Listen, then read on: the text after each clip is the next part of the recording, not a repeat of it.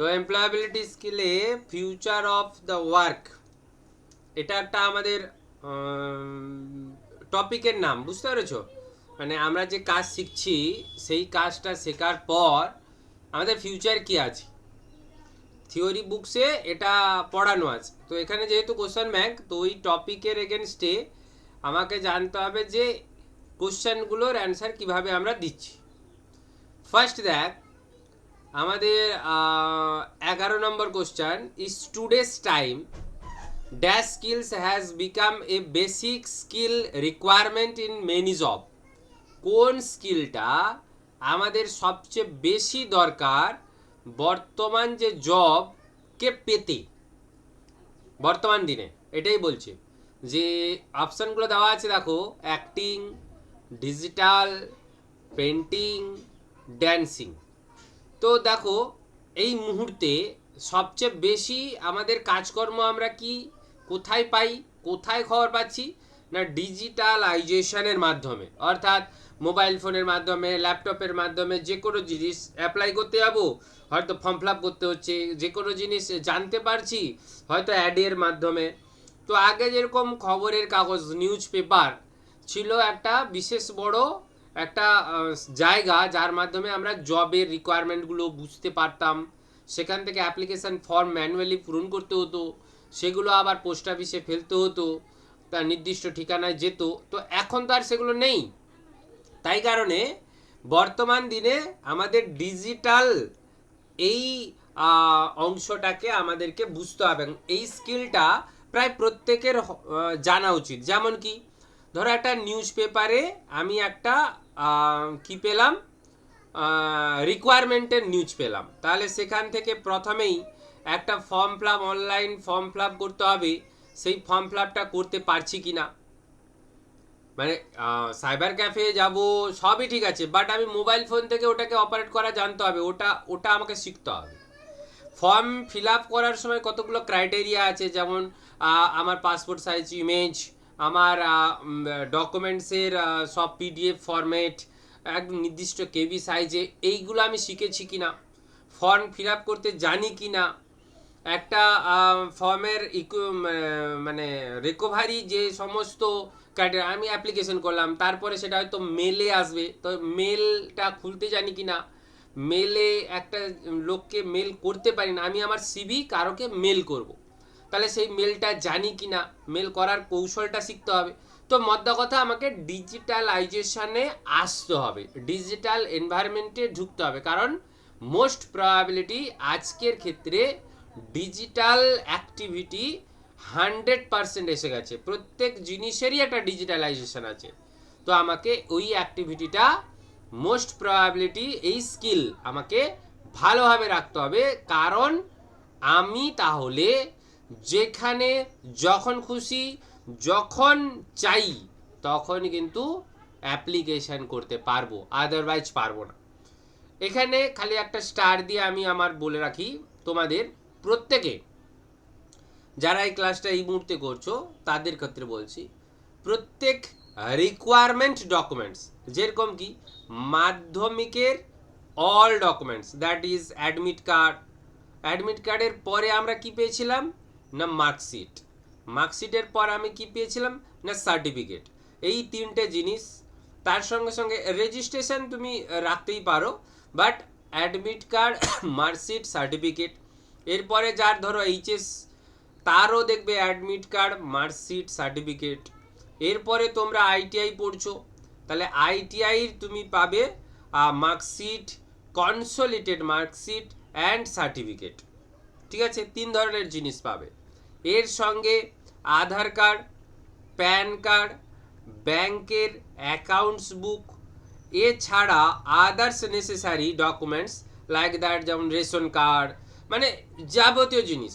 এটাকে সুন্দর করে একটা স্ক্যান করো, স্ক্যান করে তাকে গুগলের একটা অ্যাক্টিভিটি মোবাইল ফোনে হচ্ছে ড্রাইভ, ড্রাইভ ড্রাইভ ওই ড্রাইভে সেভ করে রাখো। তাহলে আমি কি করব, যে কোনো সময় যে কোনো টাইমে আমি কিন্তু ফর্ম ফিল আপ করতে পারবো, বা আদার্স অ্যাক্টিভিটি, তার সঙ্গে সঙ্গে যেটা ম্যান্ডেটরি রাখবে, এটা হচ্ছে ডকুমেন্টেশন, এটা হচ্ছে আমাদের ডকুমেন্টেশন। দ্বিতীয় যেটা লাগছে আমাদের ক্ষেত্রে, ভালো করে দেখো, দ্বিতীয় কি লাগছে না, একটা পাসপোর্ট সাইজ ফটো। অবশ্যই passport size photo, passport size একদম একটা রিকোয়ারমেন্ট, মানে একটা সাইজ আছে 4.5:3, এই রিকোয়ারমেন্টে একটা পাসপোর্ট সাইজ ফটো, একটা সিগনেচার সাইন তোমার, ঠিক আছে, ডিজিটাল স্ক্যান করে রেখে দিতে হবে। আর তোমার যদি সেরকম থাকে কারেন্ট, একদম কারেন্ট সিভি, আমি সিভিটা পড়িয়ে দেবো তোমাদের, হ্যাঁ, সিভি, এই এই রিকোয়ারমেন্ট সব সময়ের জন্য তোমার ড্রাইভে থাকবে। তবে ডিজিটাল অ্যাপ্লিকেশন যেটা আছে, সেই ডিজিটাল অ্যাপ্লিকেশন আমি কিন্তু তৎক্ষণাৎ করব।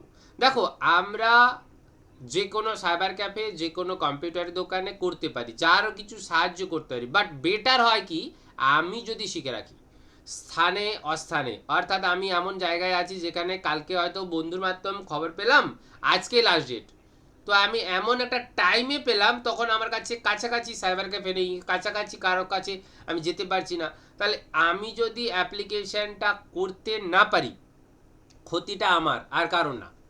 তো আমাকে এটা শিখতে হবে, কারোর ওপর দায়িত্ব দিব, সে দায়িত্ব পালন করে দেবে, এই ভাবনাটা আমাকে এড়াতে হবে। তাহলে 11 নম্বর কোশ্চেনের গুরুত্বটা কতটা বোঝা গেছে? 11 নম্বর কোশ্চেনের গুরুত্বটা কতটা বোঝা গেছে? হ্যাঁ। অর্থাৎ ডিজিটালাইজেশন আমাকে হতে হবে, ডিজিটাল অ্যাক্টিভিটি আমাকে শিখতে হবে, আর এটাই হলো বর্তমান সময়ের সবচেয়ে বড় স্কিল, সবচেয়ে বড় বেসিক স্কিল। কারণ এইটা আমি না পারলে আমাকে অন্যের দাস হয়ে থাকতে হবে, মানে ও ফর্ম ফিল আপ করে দেবে তো আমি মানে কোথাও পার্টিসিপেট করব, বাট করতে পারবো না, এটা যেন না হয়। Question number 12. Dash jobs help to reduce pollution, preserve the environment and the planet. ভালো করে দেখো, ড্যাশ জব, কোন ধরনের জবটা আমাদেরকে এই মুহূর্তে পলিউশন, দূষণ মুক্ত, তাকে মুক্ত করছে এনভায়রনমেন্ট থেকে, এবং আমাদের আমাদের এই গ্রহ থেকে, প্ল্যানেট মানে আমরা পৃথিবী গ্রহে বসবাস করি, তো ওইখান থেকে কোন ধরনের jobs? Software jobs, hardware jobs, green jobs, carpenter jobs. তো আমরা গ্রিন জবস, এটা হয়তো তোমরা শুনেছো। তো গ্রিন জবস কথাটার মানে কি ভালো করে বুঝতে হবে, গ্রিন জবস কথাটার মানে কি। এটা সিম্পল একটা উদাহরণ দিচ্ছি, জাস্ট তোমরা খালি সেটা বোঝো, কারণ তোমাদের বইতে সুন্দর করে বোঝানো আছে। আমি একটা উদাহরণ অন্য সেন্সে, প্রপার উদাহরণ হয়তো বইতে অনেক ভালো দেওয়া আছে, আমি একটা কথা বলছি, দেখো শোনো। এখন তোমরা ভালো করে যদি দেখবে এটিএম যাও, তাহলে ধরো কোনো একটা কোয়ারিজ করলে, ধরো কেউ টাকা তুললো, কেউ ধরো সেখানে ব্যালেন্স জানার জন্য অ্যাক্টিভিটি করলো, তো একটা পার্ট ছিল কিছুদিন আগে যে একটা স্লিপ বেরিয়ে আসতো, কাগজে একটা স্লিপ বেরিয়ে আসতো, ঠিক আছে, তো এখন এটা পুরোপুরি বন্ধ করে দেওয়া হয়েছে। এবারে আমাদেরও অ্যাক্টিভিটি ভালো করে দেখবে, তোমরা যে কোনো গভর্নমেন্টের বই, বুকস, গভর্নমেন্ট বুকসে পেছনের সাইডে লেখা আছে, দেখবে যে এই বইটা ছাপানোর জন্য যে কাগজ ব্যবহার করা হয়েছে না, সেটা কোনো গাছ কেটে নয়, বুঝতে পেরেছো, গাছ কেটে নয়, এই রকম অ্যাক্টিভিটিগুলো। তাহলে এই যে কাগজকে ব্যবহার বন্ধ করে দেওয়া হয়েছে, তোমাকে দুটো, আমরা কাগজে কি করি, সব কিছু সংরক্ষণ করা শুরু করেছি, আগে করতাম কাগজ, খাতা, পেন, বই ইত্যাদিতে করতাম, কিন্তু এখন করা হচ্ছে কি না ডিজিটাল।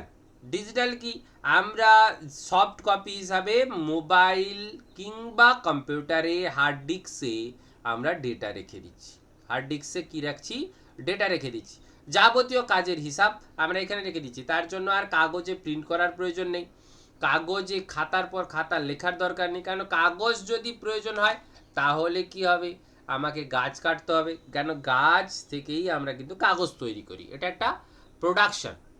তো ইদানিং গাছ আর কাটাই হচ্ছে না, তার মানে বর্তমান যে কাগজ বা পেপার কোম্পানিরা তারা একটা সুন্দর একটা মডিফিকেশান ওয়ার্ক পেয়েছেন, যেটা কাগজ তৈরি করতে আর গাছকে কাটার প্রয়োজন হয়ে উঠছে না। তো এটা একটা বড় ব্যাপার, এটা একটা বড় ব্যাপার। তো এই ধরনের জবটা এনভায়রনমেন্টে, তাহলে গাছ কাটলাম না, মোডটা কি, মোড হচ্ছে গাছ কাটলাম না, তাহলে প্ল্যানেটে গাছের পরিমাণ বাড়তে থাকলো। গাছ যত বাড়াতে পারবো, আজকে আমরা একটা ট্যাগ লাইন ইউজ করছি আজ বিগত বিংশ শতাব্দীতে, কি করছি, গাছ লাগান প্রাণ বাঁচান, নামেই ট্যাগ, না কাজে করছি, না কাজে করলে হবে না। আজকে পলিউশন এতটা পরিমাণে বেড়ে যাচ্ছে যে নেচার তার কিন্তু ড্যামেজ দেওয়া শুরু করে দিয়েছে।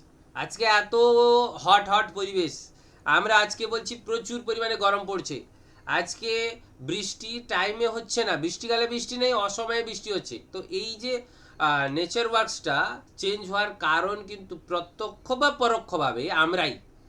এসি, আমরা জানি এসি ফ্রিজ ক্ষতিকারক একদম গ্যাস উৎপন্ন করে, যা আমাদের বহু কিছু, মানে যেটা আমরা একটা টার্ম পড়ে এসেছিলাম, সেই টার্মে ওজোন স্তরকে ক্ষতিগ্রস্ত করছে, গ্রিন হাউস গ্যাস নামে আমরা পড়েছি। সেই গ্যাসগুলো এমন কাজ করছে যে এই গরমকে বাড়িয়ে দিচ্ছে। তো এই গরম বেড়ে গেলে কিছু রিয়াক্ট হচ্ছে কি পরিবেশে, না হ্যাঁ হচ্ছে।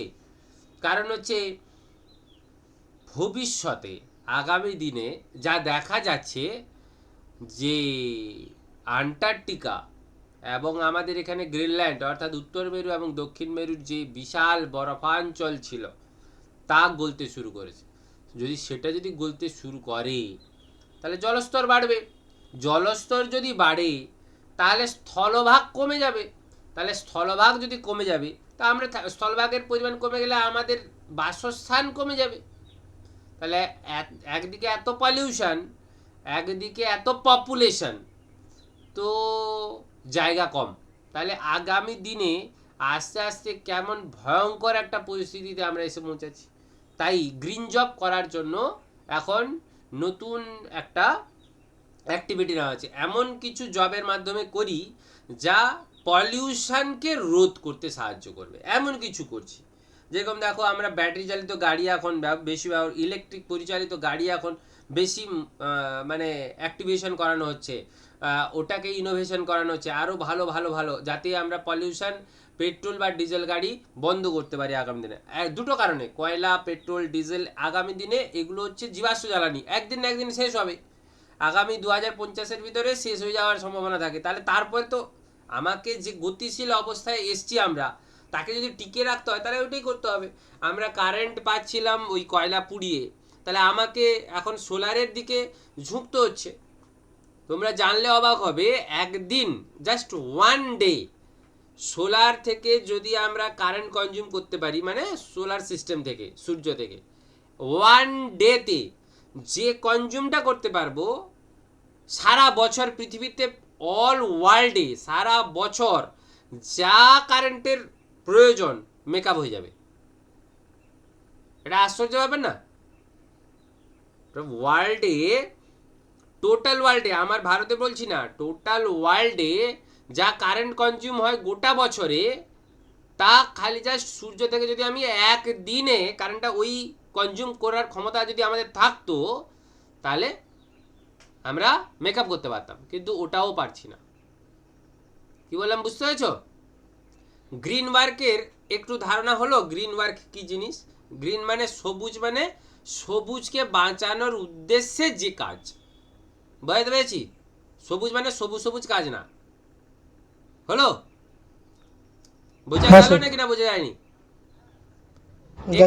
একটু কোশ্চেনগুলোতে এলাবোরেট করছি কেন, যদি থিওরি তো যদি না জানা থাকে তাহলে থিওরিটাও একটু খালি মাথায় যেন ঢোকে থাকে। Green jobs are important because, green jobs are important because, green জবসটা কেন আজকে বেশি গুরুত্বপূর্ণ হচ্ছে? They helps protect the environment, they make more pollution, it is easy to do, এটা তাড়াতাড়ি করা যায় আর কি। It is for city employees, এটা শুধু শহরের লোকেদের জন্য এটা প্রয়োজন। তো কী হয় বলো, তোমরা বলো। তোমরা বলো। They মানে help bar protect the environment. হ্যাঁ 12 নম্বর বোঝানোর পরে 13 নম্বরের উত্তর আমরা অটোমেটিক্যালি বলতে পারবো, কেন আমাদের চলে আসবে ওই অটোমেটিক্যালি, এই কারণে বললাম যে এনভায়রনমেন্ট বাঁচানোর উদ্দেশ্যেই আমাদের গ্রিন জবস করা উচিত। কি এবার ঢুকছে তো মাথায় নাকি? হ্যাঁ স্যার। অপশন দেখো, শোনো, উত্তর দেওয়া আছে, আমি উত্তরের ধারে পাশে যাওয়ার তো চেষ্টা করব, উত্তর দেখিয়ে এই 14 নম্বর এসি আমি বলতে চাইছি না, আমি একটু বোঝানোর চেষ্টা করছি যাতে মাথায় থাকে। গ্রিন জবস মোটামুটি এই কনসেপ্টটা ক্লিয়ার হলো না? গ্রিন জবস কি জিনিস ক্লিয়ার হয়েছে না? হ্যাঁ sir. 14 Gita has just completed her education.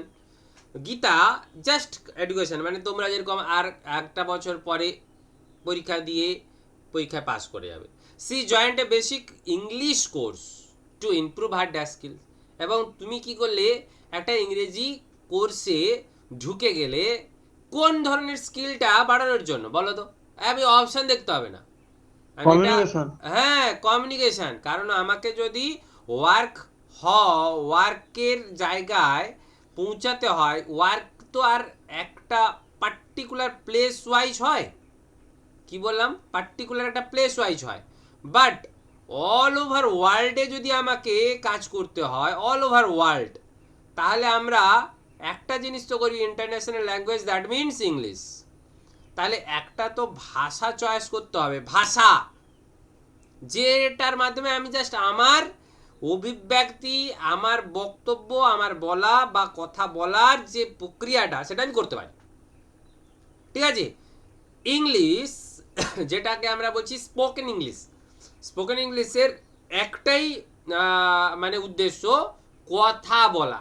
আচ্ছা, আমরা যে বাড়িতে কথা বলি নিজেদের ভেতরে, বাবা মা ভাই বোন দাদু দিদা, এখানে আমরা কোন ভাষায় কথা বলি? আমরা কোন ভাষায় কথা বলি? বাংলা। বাংলা। গুড। আচ্ছা, বাংলা পড়ানো হয়েছে তোমাকে ক্লাস অফ দি মানে 1 2 3 4 5 আপ টু মাধ্যমিক পর্যন্ত বাংলা পড়ানো হয়েছে? হ্যাঁ স্যার। পড়ানো হয়েছে। তা আচ্ছা, ক্লাসে ওঠার আগে মানে ক্লাস 1-এ পড়ার আগে তুমি কথা বলা শিখেছো না শেখোনি? হ্যাঁ স্যার। আচ্ছা, তখন কি তুমি বাংলা ভাষা জানতে না জানতে না? ক্লাস জানতাম না। 1-এ পড়ার আগে তুমি কথা বলা জানতে না জানতে না? জানতাম। জানতাম। তাহলে তখন কোন ভাষায় কথা বলেছিলে? বাংলা। বাংলা। আচ্ছা, আমি ওই সময়ের কথা বলি, তখন তুমি বাংলা একটা সাবজেক্ট, বাংলা বলতে গেলে চলতি না সাধু, বাংলা বলতে গেলে বাংলা ব্যাকরণ বুঝতে হবে, এগুলা শেখানো হয়েছিল কি? শেখানো হয়েছিল না ক্লাস স্যার। 1-এর আগে? না স্যার। না। তখনও বলতে পেরেছিলাম, তখনও আমি বলতে পেরেছিলাম। হ্যাঁ স্যার। এবং কি কারণে পেরেছিলাম? আমার মনের অভিব্যক্তিটাকে বোঝানোর জন্য। মা আমার খিদা পেয়েছে বলেছি, মা আমি এটা নেব বলেছি, মা জল খাবো বলেছি, আরে বলেছি হ্যাঁ না? হ্যাঁ স্যার। ব্যাস। যদি ওইটা হয়ে থাকে, একটা খালি মানে খালি জাস্ট স্থানটাকে চেঞ্জ করে দাও। পাশে ঝাড়খণ্ডে পৌঁছে গেলাম, সেখানে নিশ্চিত হিন্দিতে তার মা শিখিয়েছে তাকে, শিখিয়েছে না শেখায়নি? সেও কিন্তু হ্যাঁ স্যার। ক্লাস 1-এর পর হিন্দি অক্ষর শিখেছে। কথাটা বুঝতে পেরেছো? আমি একটু স্থানটা পরিবর্তন করে দিলাম, চলে গেলাম একটু ইংল্যান্ডে। আরে সেখানে তার মা কিন্তু প্রথমে ছোটবেলা থেকে ইংরেজিতে কথা কমিউনিকেশনটা শুরু হয়েছে, হ্যাঁ না? হ্যাঁ স্যার। তাহলে মনের ভাব প্রকাশ করার জন্য যে অঙ্গভঙ্গি বা ভাষা, তাই তো আমাদের কমিউনিকেশন নাকি? কমিউনিকেশন হ্যাঁ। কথাটার অর্থ কি? আমার মনের ভাবটাকে আমি পূরণ করব, আর কিছু না, সামনের ব্যক্তিকে বোঝাবো, সামনের ব্যক্তিকে বোঝাবো। আচ্ছা, এইটার জন্য যে ইংলিশ নিয়ে তোমাদের প্রচুর চিন্তা, যে ইংলিশ মানে একটা খতরনাক ব্যাপার। কেন? English grammar, tense, grammatical error, এইসব স্যার কোনোদিন এক পাতা লিখেও আমি 5-এ 2-এর বেশি পাইনি। এই রকম মনোভাব আসছে নাকি? কেন তোমাদের মাথায় ঢুকে আছে ইংরেজি মানে কঠিন ব্যাপার, গ্রামার আগে, টেন্স এই প্রেজেন্ট কন্টিনিউয়াস টেন্সে বলতে হবে, প্রেজেন্ট ইনডেফিনাইটে বলতে হবে, ফিউচার কন্টিনিউয়াসে বলতে হবে। না, এগুলো একদম মাথা থেকে সরিয়ে দাও। কারণ ভাষা আর ল্যাঙ্গুয়েজ দুটো কিন্তু তফাৎ। আমরা ল্যাঙ্গুয়েজ পড়েছি, ভাষার একটা পরিষ্কারভাবে আমাদের কমিউনিকেশনকে ক্রিয়েট করে, পরিষ্কার কথা। ল্যাঙ্গুয়েজ আমাকে শেখায়, ল্যাঙ্গুয়েজ যে যখন আমরা বাংলা ল্যাঙ্গুয়েজ ফার্স্ট ল্যাঙ্গুয়েজ হিসাবে পড়েছিলাম, সেকেন্ড ল্যাঙ্গুয়েজ ইংলিশ নিয়ে পড়েছি, তো এই ল্যাঙ্গুয়েজ আমাকে কি শেখাচ্ছে? ভাষাটাকে পরিণত উপায়ে বা পরিণত করে বলতে। কথাটা বোঝাতে পারলাম? তো যারা মূর্খ, যারা কোনোদিন পড়েনি, তারা কি কথা বলতে পারে না? পারে। গ্রামাটিক্যাল এরর কি এরর নয় জানার কোনো প্রয়োজন নেই। তো আমাকে দুটো জিনিস ভাবতে হবে, বাংলা বলা, এটাকে বলছে কমিউনিকেশন করা। বাংলা ভাষাকে লিখতে পড়তে জানা, তাকে বলছি ল্যাঙ্গুয়েজ। তো আমার এখানে দরকার ইংলিশ কমিউনিকেশনের প্রয়োজন। এখানে গ্রামার অতটা কি ইম্পর্ট্যান্ট? শিখতে হবে না বলছি না, আমি কি অতটা কি ইম্পর্ট্যান্ট? অ্যাকচুয়াল না, অ্যাকচুয়াল না। আমি যদি চাই মানে আমার মনের ভাব প্রকাশ করি গ্রামার না মেনে, আমি বাড়ি ফিরলাম, আমি বাড়ি ফিরলাম, come back to home, I come back to home, অনেক কিছু টেন্স ফেন্স নিয়ে বলতে পারো তুমি। বাট তুমি যদি গিয়ে বলো স্যার আই হোম ব্যাক, যাই না তুমি কিভাবে ভাবছো, আমি কিভাবে ভাবছি, এটুকু তো ওপারের লোকটা বুঝলো, ও তাহলে বাড়িতে এসে ঢুকে গেছে। বোঝাতে পারা গেল না? পারা গেল না? পারা গেল। এইটা থাকবে, এটাকে বলা হচ্ছে কমিউনিকেশন। তো কমিউনিকেশন স্কিল কিন্তু আমাদের জানতে হবে।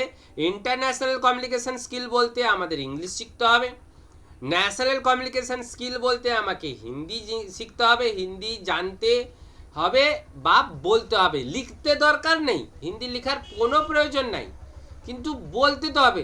আমি উত্তর ভারতের যে কোনো জায়গায় গেলাম কাজের উদ্দেশ্যে, দক্ষিণ ভারতে গেলাম কাজের উদ্দেশ্যে, পশ্চিমবঙ্গ ছেড়ে বাইরে বেরালাম কাজের উদ্দেশ্যে, তাহলে কমিউনিকেশন তো আমার অলরেডি হিন্দিতে আসবে। তো আমাকে হিন্দিটাকে বুঝে নিতে হবে, তার বদলে হিন্দিটাকে ফেরত দিতে হবে ওই ল্যাঙ্গুয়েজ যাতে উনি বুঝতে পারেন। ব্যাস, এটাই, এইটুকু, আর কিচ্ছু জানার দরকার নেই। বিশেষ করে আমি কোনো অ্যাক্টিং করতে যাচ্ছি না, বই আমার ছাপানো হচ্ছে না, বা বললে আমি অনেক হাততালি পাবো, এরকম ব্যাপারটা না। বলতে পারলাম কমিউনিকেশন আর ল্যাঙ্গুয়েজের ভিতরে তফাৎ? হ্যাঁ স্যার। তাহলে ওইটুকু আমাকে জানতে হবে। তাহলে গীতা কি কিসে কি পড়তে গেল? তাহলে স্পোকেন ইংলিশ, ঠিক আছে, তার কমিউনিকেশন স্কিলটাকে বাড়ানোর জন্য।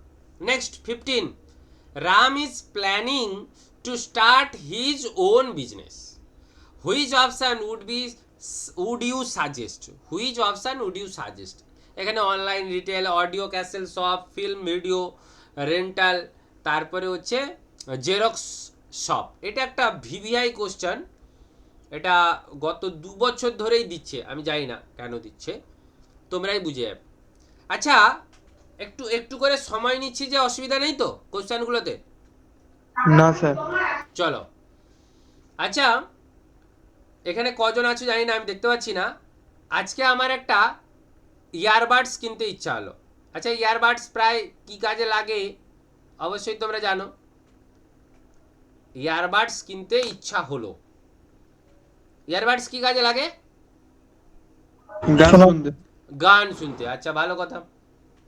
আচ্ছা, এটাতে আমি কি ফোনে কথা বলতে পারি পারি না? হ্যাঁ স্যার। পারি। গুড। মুভি দেখার সময় সাউন্ড শুনতে পারি না পারি না? হ্যাঁ।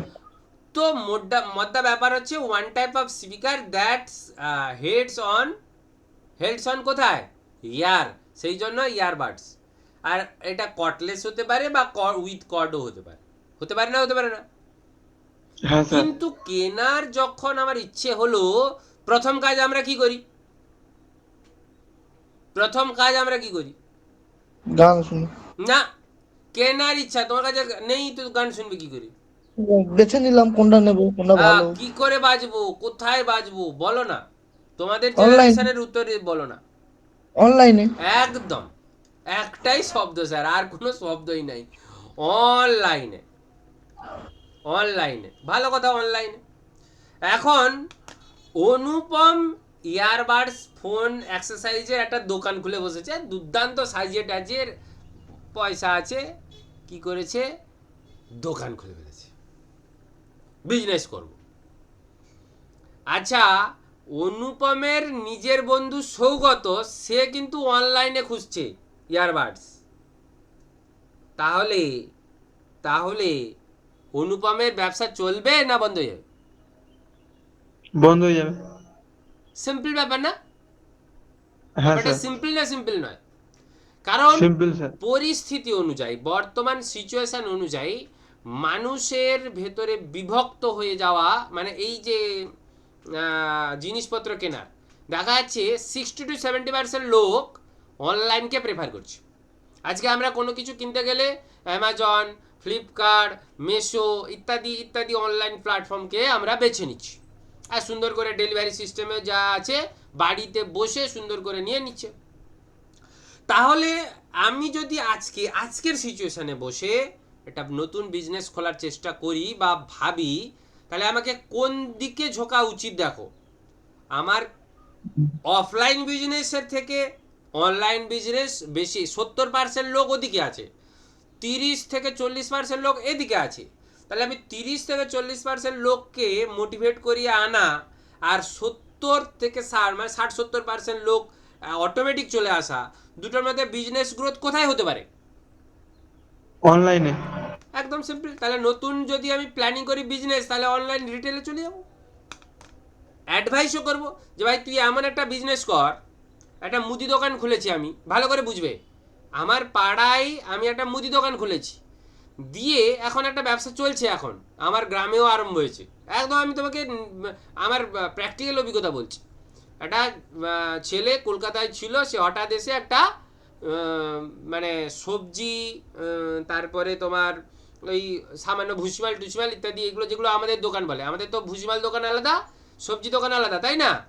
কিন্তু জিও মার্টে কি হচ্ছে, সবজি ভুসিমাল সব, শপিং টপিং কাপড় চোপড় সব এক জায়গায় রেখে দিয়েছে তো নাকি?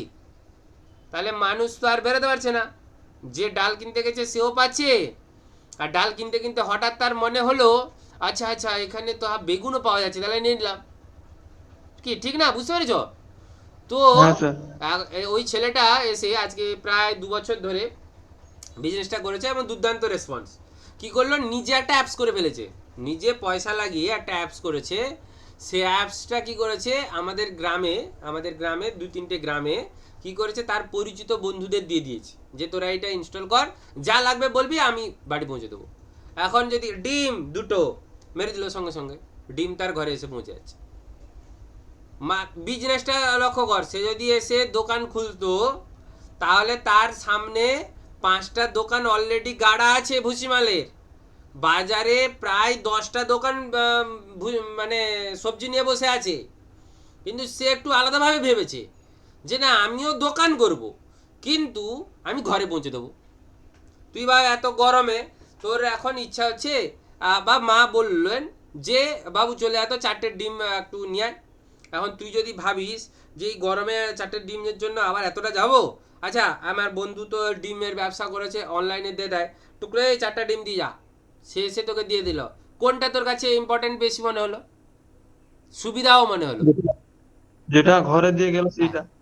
তাহলে বিজনেসের টেকনিকটা চেঞ্জ হলো, বুঝতে পেরেছো তো? বিজনেস হ্যাঁ স্যার। টেকনিকটা যে চেঞ্জ হলো এটা। আর এই জিনিসগুলো শেখানো হচ্ছে এই এমপ্লয়াবিলিটি স্কিলে। একটা টপিক আছে তোমাদের, বিজনেস গ্রোথ কীভাবে হবে, what is the definition of business, business কি, প্রথম স্টার্টিং বিজনেস কীভাবে স্টার্ট করবে, কোনো নো ক্যাপিটাল। তুমি একজন এন্টারপ্রেনারশিপ হতে চাইছো, তো এন্টারপ্রেনারশিপ হতে গেলে আমার কাছে ক্যাপিটাল নেই, হতে পারে না, কেউ তো আর ক্যাপিটাল নিয়ে আসেনি এখানে, নিয়ে এসছো কি কেউ? তো তো আমি দেখা গেল না। একটা বিজনেস করতে গেলে 50,000 টাকা লাগবে, তো আমি কোথা থেকে, কে ম্যানেজ করে দেবে? গভর্নমেন্ট ম্যানেজ করে দেবে। অনেক পলিসি আছে, অনেক রকমের টার্ম কন্ডিশন যুক্ত আছে অ্যাপ্লিকেশন, যে অ্যাপ্লিকেশনগুলো যেমন মুদ্রা যোজনা, মুদ্রা যোজনার মাধ্যমে আমি আপ টু 75,000 থেকে 1,20,000 পর্যন্ত আমি মানে কি মুফট পয়সা আমাকে গভর্নমেন্ট দিতে পারে। মুফট মানে ট্যাক্স, ইন্টারেস্ট লাগছে না। আমি কিভাবে মুদ্রা যোজনায় ঢুকবো, কিভাবে অ্যাপ্লাই করব, কিভাবে ট্রেড লাইসেন্স পাবো বিজনেস করার জন্য, সব এখানে সেখানে হচ্ছে। বাট আমরা বইটাকে গুরুত্ব দিচ্ছি না। বইটাকে গুরুত্ব না দেওয়ার জন্যে আমরা খালি শিখছি, বাট বিজনেস ডেভেলপ করতে পারছি না। বিজনেস ডেভেলপ করা, বিজনেস খালি পয়সা থাকলে খুলে ফেললে বিজনেস হয় না। তাহলে যদি ভালো হতো, ভালো ভালো লোকেরা বিজনেস ম্যানেজমেন্ট পড়তে যেত না, যেত না না এসেই বাবার বিজনেস, ছেলে বসে পড়েছে, ছেলের বিজনেস, তার ছেলে বসে পড়েছে। দেখাবে একটা ছেলে বাবার তৈরি করা সম্পত্তি আর একটা ছেলে কি করলো, শেষ করে দিল। কারণ তার কাছে ওই অ্যাক্টিভিটিটা নেই, শেখা নেই। ওই অ্যাক্টিভিটিটা শিখতে হয়। তাই দেখবে ভালো ভালো রেপুটেটেড দোকানদাররা, তারা তাদের বিজনেস একটা বড় মাপের জিনিস, বিজনেস কেউ ছোটোখাটো জিনিস না। তো তাদের সন্তান সন্ততিকে এই বিজনেস ম্যানেজমেন্ট পড়ে আয়, তারপরে গিয়ে এই মসনদে বস, তবে গিয়ে শিখতে পারবে। তো এই 5টা কোশ্চেন বোঝা গেল না, বোঝা যায়নি? বোঝা গিয়ে। একটু থিওরিও আলোচনা মাঝখানে করে দিলাম, ভালো লেগেছে? হ্যাঁ স্যার। চলো নেক্সট চলে যাচ্ছি আমরা। নেক্সট হচ্ছে কনস্টিটিউশনাল ভ্যালু। আমাকে বুঝতে হবে কনস্টিটিউশনাল মানে কি আর ভ্যালু কি। আচ্ছা, তুমি একজন এই পরিবেশের একজন মেম্বার, তুমি এই পরিবেশের একজন মেম্বার। তাহলে এই গ্রামে, ওই পরিবারে আগে তোমার মেম্বারের একটা ভ্যালু আছে না? পরিবারের গত গ্রামে একটা ভ্যালু আছে না? গ্রাম ওয়াইজ এটা অঞ্চলে একটা ভ্যালু আছে না? অঞ্চল ওয়াইজ ব্লকে একটা ভ্যালু আছে না? কি কথাটা বোঝাতে পারছি? আজকে রামবাবু যা বলবেন সব তার কথা শুনবো। আরে রামবাবু কোথা থেকে এলেন, হয় কেন বা এলেন? হু ইজ রামবাবু? তিনি কিছু এমন একটা করেছেন যার জন্য প্রত্যেকে রামবাবু যা সব মানে এক নিমেষে মেনে নিচ্ছি আমরা। এরকম কিছু একটা ব্যক্তিত্ব আছে না নেই? আছে স্যার। তাহলে কিছু তো ভ্যালু আছে না? ভ্যালুজ বুঝতে পারছো? আজকে তোমার পরিবারে যদি তোমার ভ্যালু না থাকে, তোমার পরিবারে তোমার কোনো স্থান থাকবে কি?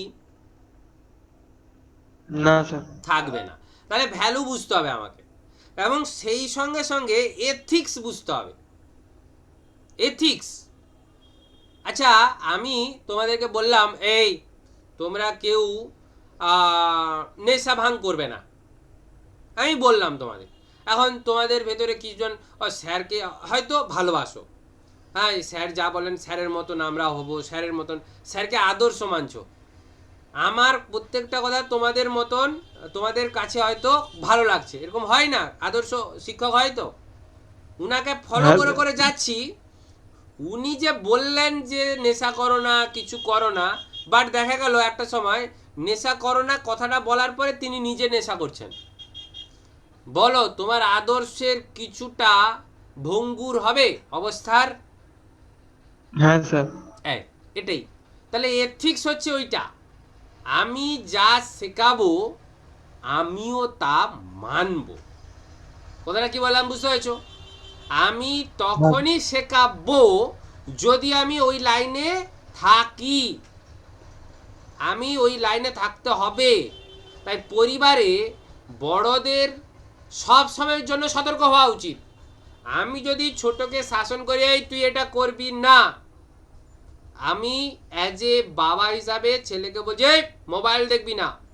মোবাইল কেন এত দেখবি, ছোট ছোটোর মতন থাকবি বলে দিলাম, দিয়ে আমি তারই সামনে 24 ঘন্টা মোবাইল দেখছি, সে আমার কথা শুনবে? না স্যার। ব্যাস, তাহলে আমি এথিক্স পালন করছি না, নিয়ম মেনে চলছি না। তাহলে যদি নিয়ম না মানি আমার ভ্যালু থাকবে? না স্যার। আমার গুরুত্ব থাকবে? না স্যার। আমাকে আমার ছেলে মানবে? না স্যার। পরিবার আমাকে গুরুত্ব দেবে? না স্যার। ব্যাস হয়ে গেল, আর কিছু না। তাহলে ভ্যালুজ এবং এথিক্স আমাকে কি করতে সাহায্য করছে? দেখো প্রথম কোশ্চেন বলছে value values and ethics help us to build good dash. আচ্ছা এখানে দেখো গেমস, বিহেভিয়ার, স্টাডিজ, রেন্ট, এতক্ষণ বোঝা না? বিহেভিয়ার বিহেভিয়ার চরিত্র গঠনের মূল কারিগর হচ্ছে এই এথিক্স এবং ভ্যালুজ। ওকে, নেক্সট 2 নম্বরে চলে এসো। Values decided the dash of person. Values decide একটা মানুষকে কিসে পরিণত করতে সাহায্য করছে এই ভ্যালু। ভ্যালু মানে গুরুত্ব। তার ক্যারেক্টার কি, তার ক্যারেক্টারটাকে মানুষ কেমন, একটা মানুষকে তুমি গুরুত্ব কখন দিবে? তার চারিত্রিক গঠন, চারিত্রিক বৈশিষ্ট্যগুলো ভালো হলে তাকে আমরা গুরুত্ব দিই না? কি ঠিক না ভুল? ঠিক স্যার। গুড। 3 নম্বর চলে এসো। It is not good to forward dash on social media. কোন জিনিসটা করা আমাদের সোশ্যাল মিডিয়া, এখন সোশ্যাল মিডিয়া এমন হয়ে উঠেছে, সোশ্যাল মিডিয়ার যে ক্ষমতা তা হ্রাস পেয়ে গেছে। এখন যা কেউ যে যা পারছে সোশ্যাল মিডিয়াতে ছেড়ে দিচ্ছে। মানে সেই সোশ্যাল মিডিয়ার যে একটা বিশাল ক্ষমতা ছিল, সোশিয়াল এই শব্দটার মাহাত্ম্যটাই আলাদা। এমন করো যা তোমার ভ্যালুজকে কমাবে না কোনো অবস্থাতেই, কোনো অবস্থাতেই যেন না কমায়। আর আমি কি করলাম, গামছা পরা একটা ছবি ছেড়ে দিলাম। আচ্ছা তোমার ভ্যালু কমলো না বাড়লো? কমলো। তাহলে আমি সোশ্যাল মিডিয়াকে এতটা মানে ইজি ভেবে নিলাম কি করে? সোশ্যাল মিডিয়া মূল উদ্দেশ্যটা কি? ইনফরমেশন গ্যাদারিং করা, ইনফরমেশন শেয়ারিং করা। কোন ধরনের ইনফরমেশন? না যত ফেক নিউজ, ঠিক না? যত ফেক নিউজ তত এখানে দেওয়া ভালো, হ্যাঁ না? না হ্যাঁ স্যার। ফেক নিউজ দিব ভালো সেটা? না না, তাহলে ফেক নিউজ দেওয়াটা বন্ধ করতে হবে। মেসেজ তো অবশ্যই দেবো। আজকে আমি শুনলাম, ধরে নাও এখন আধার নিয়ে বহুত সমস্যা। আমি আজকে শুনলাম একদম অ্যাকিউরেট একটা মেসেজ যে অমুক একটা স্থানে আধারের কাজপত্র চলছে। অনেকে আধারে মোবাইল নাম্বার অ্যাড করা, এটা এডিট করা, মানে হলে হয়ে যাচ্ছে, কোথায় করবে? আমি যদি শুনি আর আমি যদি সোশ্যাল মিডিয়ায় ওটাকে মেসেজ দিই যে এইখানে আধারের কাজ হচ্ছে, যদি কারোর প্রয়োজন হয় আপনারা যেতে পারেন, তো এটা ভালো করলাম না খারাপ করলাম? সোশ্যাল ভালো মিডিয়ার বললাম। মাধ্যমে আমি একটা মেসেজ দিলাম, তাহলে মেসেজ দেওয়াটা অবশ্যই ভালো। দেওয়া ভালো না ভালো না? ভালো। আজকে গ্রিটিংস দেওয়া মানে আজকে শুভ নববর্ষ আমি দিলাম, এতে আমার দূরে থাকা ব্যক্তিকে গ্রিটিংস জানালাম। সং, এটা আমরা তো প্রতিনিয়তই শুনছি, তো এগুলো ভালো। বাট ফেক নিউজ দেওয়াটা কি কোনো অংশে ভালো? না স্যার। অবশ্যই না। তাই not good forward social media. এবার আমরা কি করি দেখো, আমাদের কাজটা একটা চমকদার একটা ভিডিও এসে রিলস এসে পৌঁছে গেল, কেন রিলস নিয়েই তো এখন বেশি মাথা। রিলস এসে পৌঁছে গেল, ওফ দুর্দান্ত, এই দেখ এটা এরকম হয়েছে, ওইখানে পঞ্চমুখী একটা সাপ বেরিয়েছে, দেখে পেলাম। সঙ্গে সঙ্গে ফরওয়ার্ড টু যত আমার ইয়ে ছিল। এই যে ভাইরাল কথাটার অর্থ কি? এখন দেখো আমি কি এই ভিডিওটার সত্যতা যাচাই করেছি? এটা রিয়াল, হ্যাঁ, আমি কি বিচার করলাম? করলাম না। আমি কি করলাম, তাকে আমার বন্ধুদের মাধ্যমে চলো, তখন কি হচ্ছে তোমার ভ্যালুস কতটা কমে যাচ্ছে দেখো। এখন এই যে 10 জন বন্ধুকে ছেড়েছি, কিছুজন তার ভিতরে খুব সিরিয়াস, কিছুজন তাকে ডিনাই করলো, আনফলো করে দিল, এই খালি যা তা ছাড়ে, এর কোনো মানে জিনিসগুলোর কোনো মানে নেই। আর কিছুজন মজা নিল। ও দুর্দান্ত রে, তুই এরকম ভিডিও আরো 2-4টা ছাড়বি তো। আর একজন কি করলো বলতো, এই ছেলেটার সঙ্গে মেশা যাবে না, পুরো বেরিয়ে চলে এলো। কথাটার অ্যাক্ট বুঝতে পারলে? হ্যাঁ স্যার। তো সিম্পল ভাবে এই ঘটনাগুলো ঘটে না আমাদের লাইফে? হ্যাঁ স্যার। তো শেয়ার করার আগে ভাবো যে আমি যেটা শেয়ার করছি ওইটা শেয়ার করা আমার দ্বারা উচিত। দ্বিতীয় নম্বর, শেয়ার করার আগে দেখো যেটা শেয়ার করছি অ্যাকচুয়ালি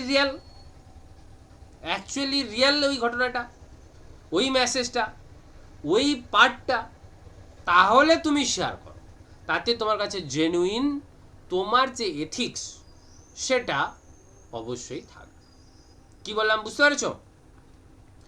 নেক্সট 4 নম্বরে চলে এসো।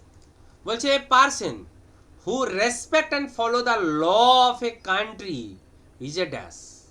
আমি এখানে বসবাস করব, বাট আমি আমার এই দেশে, একদম পরিষ্কার কথা ছেড়ে, দেশ টেশ অনেক বড় হয়ে আছে, আমি আমার ঘরে থাকছি, ঘরে একটা পার্টিকুলার নিয়ম চলে না, প্রত্যেকের ঘরে সে নিয়ম প্রত্যেকের আলাদা আলাদা চলে না, চলে না? ধরে আমি একটা কথা বলে দিচ্ছি, আমাদের বাড়িতে পুরো ডট 8টার সময় খাওয়া দাওয়া হয়। তো আমি সন্ধ্যে 8টার সময় খাওয়া দাওয়া হয়, এটা আমার ঘরের রুলস। আমি কি করলাম, হেলতে দুলতে 10টার সময় খেতে দেবে তো, তাহলে আর রুলস ব্রেক করলাম না? ব্রেক করলাম। তাহলে যদি ব্রেক করো তোমার গুরুত্বটা কমে যাচ্ছে ওই পরিবারে, হ্যাঁ তোমার স্যার। দ্বারা ওই পরিবার ব্যতিগ্রস্ত হচ্ছে। হ্যাঁ স্যার। সেম যদি আমি পাড়ায় একটা রুলস আছে, সেই রুলস ভাঙলাম, পাড়াতে তোমার গুরুত্ব কমবে? হ্যাঁ স্যার। তুমি একজন রেসপন্সিবল পার্সন হয়ে উঠতে পারবে কি কখনো তোমার পাড়ায়? না স্যার। একই রকম যদি আমি দেশের ক্ষেত্রে, দেশের যে রুলস আছে সেগুলো যদি আমি ফলো না করি, কেন কান্ট্রি বলেছে law of the country, law of a country, তাহলে আমি কি ওই দেশের একজন রেসপন্সিবল নাগরিক হতে পারবো, দায়িত্বশীল একজন নাগরিক হতে পারবো? আমি যদি না মানি? না স্যার। যদি মানি অবশ্যই রেসপন্সিবল হতে পারো।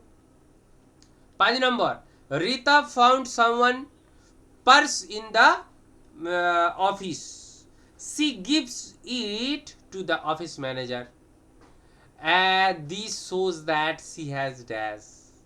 অর্থাৎ রিতা কি করলো দেখো, সে কারোর মানে তার যে অফিসে সে কাজ করছিল, কারোটা পার্স পেলো, পার্সটা পেয়েছে, সে কি করলো, সেই পার্সটা নিয়ে গিয়ে তার অফিসের ম্যানেজারকে সে দিয়ে দিল, বললো স্যার দেখুন তো কেউ একজন মানে পার্সটা ভুলে গেছে, ছেড়ে দিয়ে গেছে, আপনি এটা নিন, রাখুন। এই যে স্বভাব, এই স্বভাবটা কি ধরনের স্বভাব হলো? এটা রিতার ক্ষেত্রে কি স্বভাবের পরিচয় পাওয়া গেল?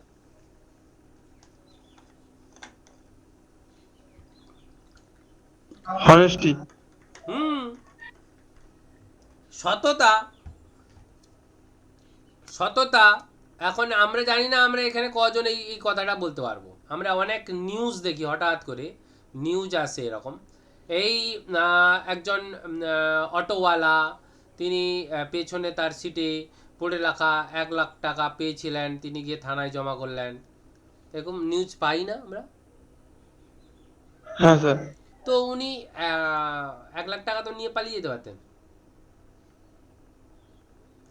আমরা 5 টাকার লোভ সামলাতে পারি না, পরিষ্কার কথা, আমরা 5 টাকার লোভ সামলাতে পারি না। এটাই ডিসঅনেস্টির প্রথম লক্ষণ। কথাটা বুঝতে পেরেছো? তুমি যদি হ্যাঁ স্যার। অনেস্টি শব্দটা এতটা তাৎপর্যপূর্ণ চিন্তা করতে পারবে না। কারণ কি, অনেস্টি দেখিয়ে বোঝানো যায় না আমি অনেস্টি। কথাটা কি বললাম বুঝতে পেরেছো? অনেস্টি দেখিয়ে বোঝানো যায় না যে আমি অনেস্টি হচ্ছে একটা ক্যারেক্টারিস্টিক্স, চারিত্রিক একটা বৈশিষ্ট্য। অনেস্টি স্বভাবটা পুরোপুরি তার প্রত্যেকটি কাজের ভেতরে থাকবে। 5 টাকা নিলাম না, এটা যেমন তার অনেস্টির একটা লক্ষণ, খাওয়ারের ক্ষেত্রেও তার সেই অনেস্টি থাকবে, পোশাক আশাকের ক্ষেত্রে অনেস্টি থাকবে, বন্ধুর প্রতি কর্তব্যে অনেস্টি থাকবে, ব্যবহারে অনেস্টি থাকবে, তবে সে অনেস্ট পারসন। বুঝতে পারলাম কথাটা? অনেস্টি হওয়া খুবই কঠিন একটা চারিত্রিক বৈশিষ্ট্য, খুব কঠিন তাকে মেনটেন বা ওবে করে চলা লাইফে। তো অনেস্টি উদাহরণ হলো 5।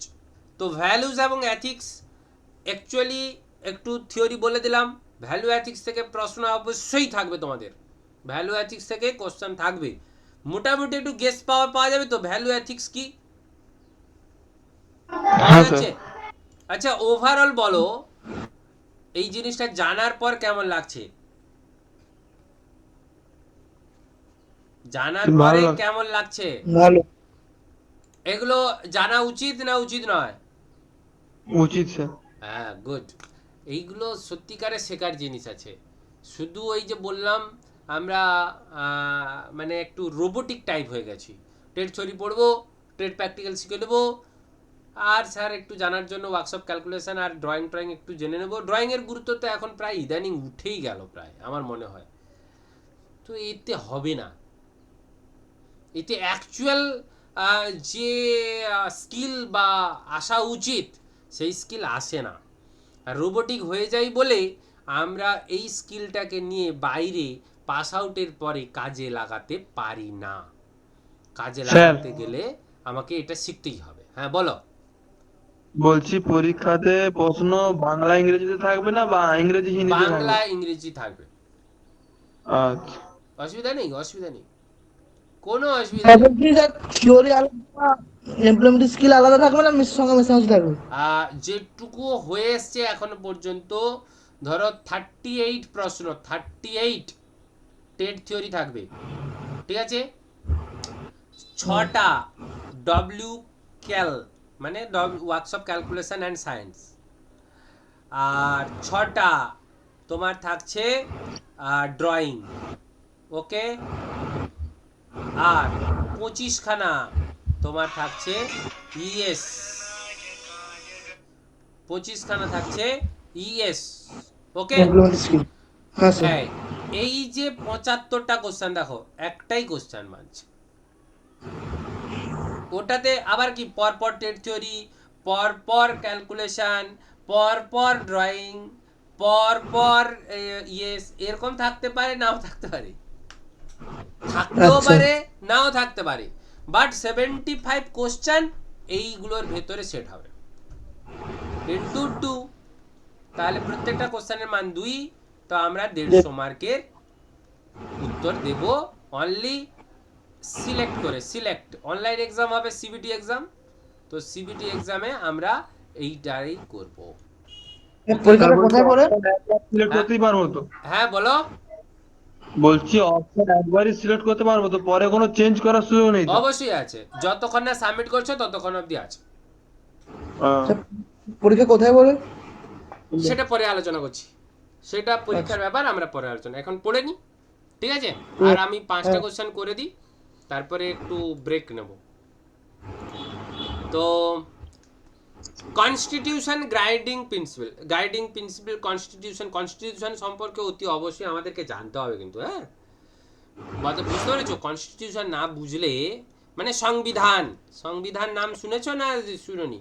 প্রত্যেকটা বইতে আজ পর্যন্ত প্রত্যেকটা বইয়ের প্রথম পাতায় সংবিধান দেওয়া আছে, যেটা আমাদের ভারতীয় সংবিধানের কিছু অর্থ, যে অর্থটা আমাদেরকে মানতে হয়, যে অর্থ আমাদেরকে বুঝতে হয় একজন রেসপন্সিবল সিটিজেন হিসাবে, সেইটুকু দেওয়া আছে। পুরোপুরি কনস্টিটিউশন তো অনেক বড় বুকশো, তো ওটা ছেড়ে দাও, আমরা এইটুকু তো জানতে হবে, এবং এটা নিয়ে এখানে আলোচনা আছে তোমাদের থিওরি বইতে, তো এই মুহূর্তে ছেড়ে দাও। কোশ্চেন থেকে যদি কিছুটা আলোচনা করা যায় দেখা যায়।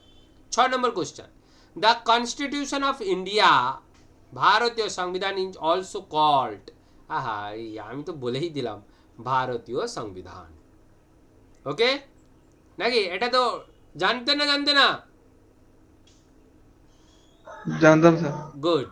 7 নম্বরে চলে আসি। India is a sovereign country, that means it can makes its own sorry dash. কি হবে? এই সার্বভৌম, তাতে কি হয়? Rule and decision. একদম, রুলস এবং ডিসিশন তার নিজস্ব আছে, তাই তার রুলস রেগুলেশন অনুযায়ী কিন্তু চলতে হয়। ঠিক আছে?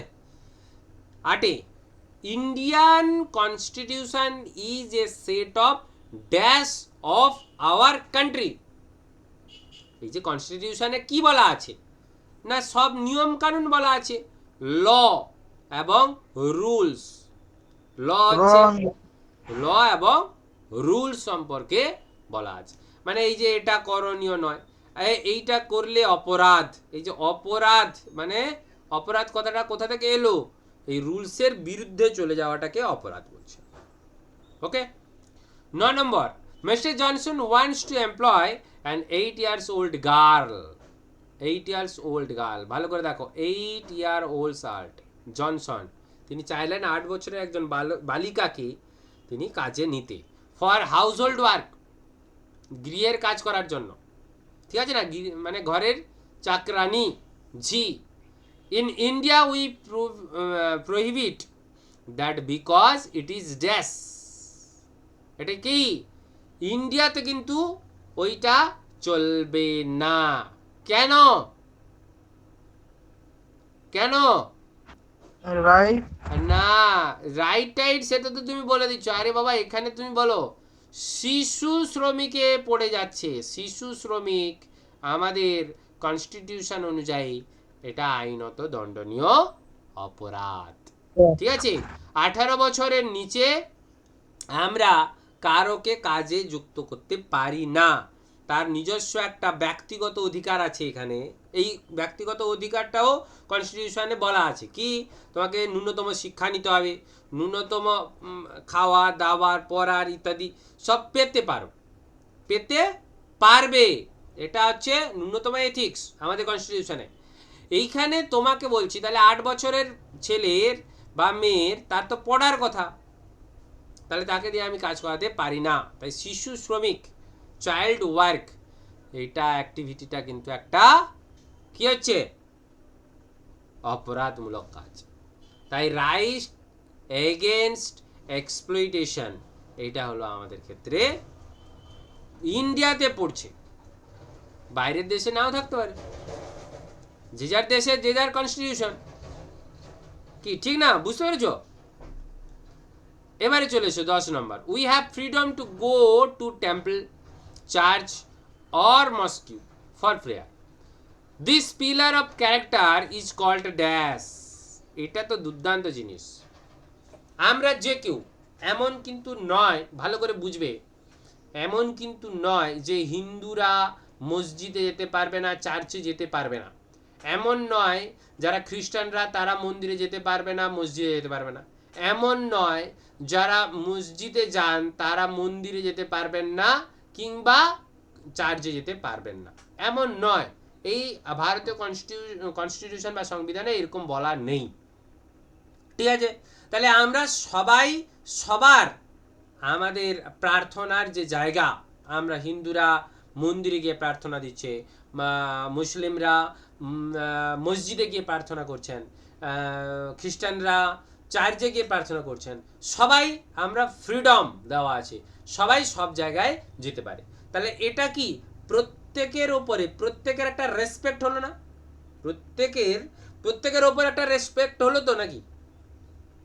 এইটা ভারতীয় সংবিধানের চারিত্রিক গঠন হিসাবে একে রেসপেক্ট বলা হচ্ছে। বুঝতে পারা গেছে? হ্যাঁ স্যার। বুঝতে পারা গেল? হ্যাঁ না? হ্যাঁ স্যার। হ্যাঁ। তো আজকে আমরা এতটা পর্যন্ত করে ফেললাম। পরে আরেকটা সুন্দর আছে, প্রোটেক্টিং আওয়ার এনভায়রনমেন্ট। না, এটা বলে দেবো? হ্যাঁ স্যার বলে দিন। আচ্ছা এটা বলে দিই, নেক্সট দিলে আমাদের নতুন একটা চ্যাপ্টারে চলে যাচ্ছি, becoming a professional of 21st আমরা কিভাবে প্রফেশনাল হব। তো সেটা প্রোটেক্টিং আওয়ার এনভায়রনমেন্ট, আমরা কিভাবে আমাদের যে পরিবেশ সেই পরিবেশকে রক্ষা করতে পারবো। আমরা তো পরিবেশকে তৈরি করতে পারবো না, আমরা পরিবেশকে নিয়ে কিছু রিয়াক্টও করতে পারবে না, আমরা কিন্তু পরিবেশকে ক্ষতি করতে পারি, মানে এটা একটা বড় আমাদের কাজ। ঠিক আছে, তো বাঁচাবো কিভাবে, প্রোটেক্ট করবো কিভাবে, দেখে নি কি কি কোশ্চেন আছে। 11 নম্বর কোশ্চেনে চলে এসো। Addition of harmful smoke gases chemicals to the environment large quantity is called dash. আমরা যদি পরিবেশে, এই জন্য স্পিকার অফ করে দাও, আমাদের এই পরিবেশে আমরা কি করব, স্মোক প্রচুর পরিমাণে করলাম। স্মোক মানে শুধু সিগারেট খাওয়াকে বোঝায় না, আমরা কলকারখানায় ক্ষতিকারক ধোঁয়াকে ছেড়ে দিলাম, বিভিন্ন রাসায়নিক কোম্পানির গ্যাস কেমিক্যাল সরাসরি যেখানেই আমরা ফেলে দিই, তো পরিবেশের যে কোনো জল বায়ু এবং মাটি ক্ষতিকার তৈরি হয়ে যাবে। তো এইটাকে আমরা বলি, যদি ক্ষতি হয়, পরিবেশের উপাদান ক্ষতি হয়, কি কি ক্ষতি হতে পারে বললাম আমি, কি মাটি, আর কি হতে পারে জল, আর কি হতে পারে বায়ু। আমাদের দ্বারা এদের তিনজনের ভিতরে যে কোনো কারণে যদি ক্ষতি হয়, তখনই তাকে বলছি আমরা পলিউশন, তখনই আমরা তাকে বলছি পলিউশন। ওকে, বুঝতে পারছো? আরে বুঝতে পারলি? হ্যাঁ স্যার। চলো 12 number, cutting down of trees for farming and housing purpose is called. আমরা প্রয়োজনে কি করছি, গাছ কেটে ফেলছি, সেটা ফার্মিং এর জন্য হোক ঘরের জন্য হোক, বাট এটা কি করছি, অসুবিধা কি করছি, আমরা পরিবেশে কার্বন ডাইঅক্সাইডের মাত্রা বাড়িয়ে দিচ্ছি, তাই না? তাহলে ফরেস্ট ফরেস্ট আমাদের কিন্তু আমরা ওয়ার্ল্ড অ্যাক্টিভিটিতে একটা জিনিস জানবো, যে একটা দেশের এত পার্সেন্ট মোট জমির একটা দেশে তো বড় বিশাল বড় জমি, তার এত পার্সেন্ট প্রায় 30% থেকে 40% পর্যন্ত বনভূমি হওয়া উচিত। কিন্তু আমরা যদি কেটে দিই এনভায়রনমেন্ট, ফরেস্ট থেকে আমরা কি করছি, সব উড়িয়ে দিচ্ছি। তাহলে আমাদের অ্যাকচুয়ালি প্রকৃতির ফুসফুসটাকে, গাছপালা। ইয়েস, আমরা জানো ওয়ার্ল্ডের ফুসফুস কাকে বলা হয়, ওয়ার্ল্ডের ফুসফুস কাকে বলা হয়, আফ্রিকা। অক্সিজেন। আফ্রিকা, কেন আফ্রিকাতে এই বনাঞ্চলের পরিমাণ প্রায় 48%, বুঝতে পেরেছ? আর আমরা কি করছি, সভ্য মানুষ হতে গিয়ে অসভ্যের মতন আচরণ করছি, গাছপালা কেটে দিচ্ছি। তাহলে এই যে কেটে ফেলাটা, যে নতুন নতুন শহর তৈরি করাটা ডিফরেস্টেশন, ঠিক আছে, ডিফরেস্টেশনের উদাহরণ। Releasing chemicals waste plastics into water is called. আমরা কি করলাম, কোম্পানি থেকে ক্ষতিকারক কেমিক্যাল ওয়েস্ট যত কিছু প্লাস্টিক্স এগুলো জলে ছেড়ে দিলাম। জল তো কোনো অসুবিধা নেই, আমরা সাধারণত এরকম করি, দেখবি ছোট নালা আছে, নালাতে সব ছেড়ে দাও, তো সে গিয়ে পৌঁছে গেল একটা ছোট্ট খাল পৌঁছে গেল নদীতে, আর নদী গিয়ে পৌঁছে গেল একটা সমুদ্রে। ও কি ক্ষতি হবে, কি ক্ষতি আর হবে, ছেড়ে দিলাম। আরে না রে বাবা, এই প্রত্যেকটি জায়গায় কিছু না কিছু এনভায়রনমেন্ট আছে, জলজ প্রাণীরা আছে না নেই? আছে স্যার। তাহলে ক্ষতি আমি, প্রকৃত অর্থে তো ক্ষতি তো আমি নিজে করলাম। আমার যে ইকোসিস্টেমটাকে ধ্বংস করছি কে, আমরা। একটাই শব্দ, আমরা। পৃথিবীতে আর কেউ নেই। আমরা এত ভালো যে আমরা অপরের ক্ষতি করেই নিজের ভালো করি, বরাবর সবসময়ের জন্য অপরের ক্ষতি করব আর নিজের ভালো চাইব। তাহলে জল যদি দূষিত হয়ে যায়, তাহলে ওয়াটার পলিউশন হবে, ঠিক না? হ্যাঁ নেক্সট স্যার। 14, সায়েন্টিস্ট আর warning us that the rise in Earth's temperature cause. এখনই একটু আগেই বলছিলাম বিশ্ব উষ্ণায়ন। তো সায়েন্টিস্টরা বারবার বলে যাচ্ছে এই বাবুরে আর করিস না, প্রত্যেক বছর প্রায় 1°+ হয়ে যাচ্ছে, প্রত্যেক বছর পৃথিবীর টেম্পারেচার 1°+ বেড়ে যাচ্ছে। তোমার কাছে 1° কোনো ব্যাপার না স্যার, এই তো 23 ছিল, এই তো 24 হলো, কোনো ব্যাপার না। আরে ওভারঅল চারদিকে যদি হিটিং টেম্পারেচারটা বেড়ে যায় তাহলে ওভারঅল ভেবে নাও 1° বেড়ে গেলে 0° ছিল, 0° থেকে 1° হয়ে গেল প্লাস, তাহলে বরফ গলা শুরু তো, নাকি না শুরু হবে না? আমার জন্য 1°-র জন্য বসে থাকবে? আমার 23-24-এর এফেক্ট এখানে ঠিক আছে, কোনো ব্যাপার না। আর আমরা কেমন বোকা দেখ, 24 যখন হয়ে যাচ্ছে 28, এই দোকানে চল এসি ফ্রিজ কিনে নিয়ে পালিয়ে এসছি। মানে আরো এই 28টা যেন সামনের বছর 30-এ পৌঁছায় সেই ব্যবস্থা আমরা নিজেরা করে ফেলছি। কি করে ফেলছি নাকি? হ্যাঁ স্যার। গ্রামে একটা এসি বলে কোনো শব্দ ছিল না, গ্রামে এসি তো দূরের কথা, ভালো করে বোঝ, গ্রামে এসি তো দূরের কথা, এই ফ্রিজ ফ্রিজ শব্দটাই ছিল না। এখন তুমি ঘর ঘর চলে যাও, কাঁচা বাড়ি হলেও এসি লাগিয়ে ফেলছে। কি অবস্থা দেখ, বাইরে যদি আমি 4খানা গাছ লাগালে যে এসির 4 গুণ ঠান্ডা পাবো সেটা করছি না, আমরা কিন্তু এসি কিনে নিয়ে পালিয়েছি। তাহলে দোষ কার, এনভায়রনমেন্টের না দোষ আমাদের হিউম্যান বিংসের? Human being sir.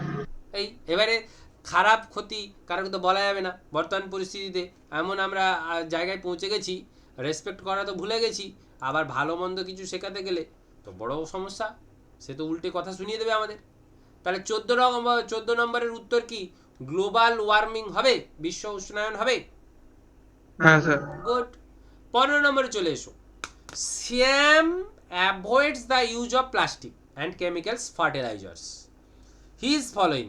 এখন আমাদের অনেক জায়গায় প্লাস্টিক বর্জনীয় করে দেওয়া হয়েছে, কারণ হচ্ছে একটা বিশেষ ক্ষতি হয়ে গেছে, বিশেষ ক্ষতি, জানি না তোমরা জানো কি না, আমাদের যদি ভূমিস্তর এইটা যদি মাটি হয় না, মাটি, তো আমরা টোটাল এই পৃথিবীর যা জল স্থল যাই আমি জানি না, এই পৃথিবীর এইটুকু ভাগ হচ্ছে স্থল, ভালো করে বুঝবে, এইটুকু ভাগ হচ্ছে স্থল, মানে 1 ভাগ স্থল, আর 3 ভাগ কি হয়ে গেছে, 3 ভাগ কি হয়ে গেছে জল।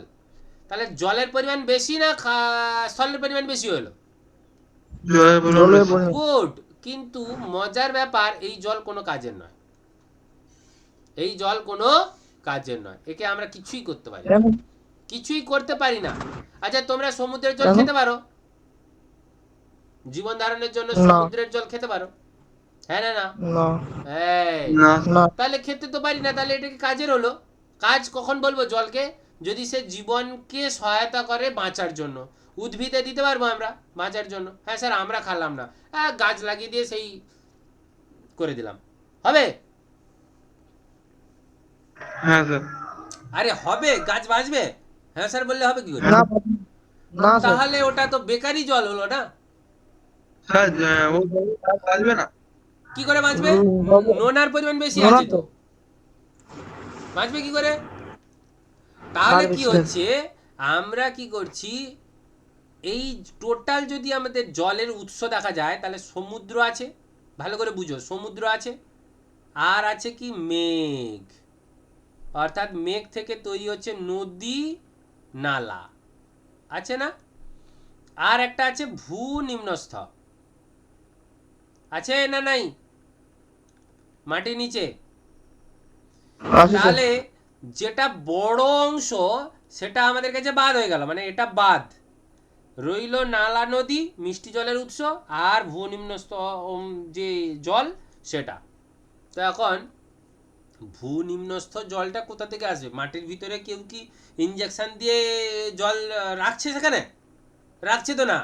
এই যে মেঘ হলো, মেঘ থেকে বৃষ্টি হলো, বৃষ্টিটা কি হলো, এই যে মাটি, মাটি থেকে চুঁয়ে চুঁয়ে চুঁয়ে চুঁয়ে নিচে এইখানটায় জল জমলো, বুঝতে পারলে ভূনিম্নস্থ জলের উৎস? হ্যাঁ স্যার। এবারে মানে কতটা গভীর চিন্তা কর, মাটির নিচে জলটা, তাহলে মাটি তো শোষণ করে নিচে জল যাচ্ছে।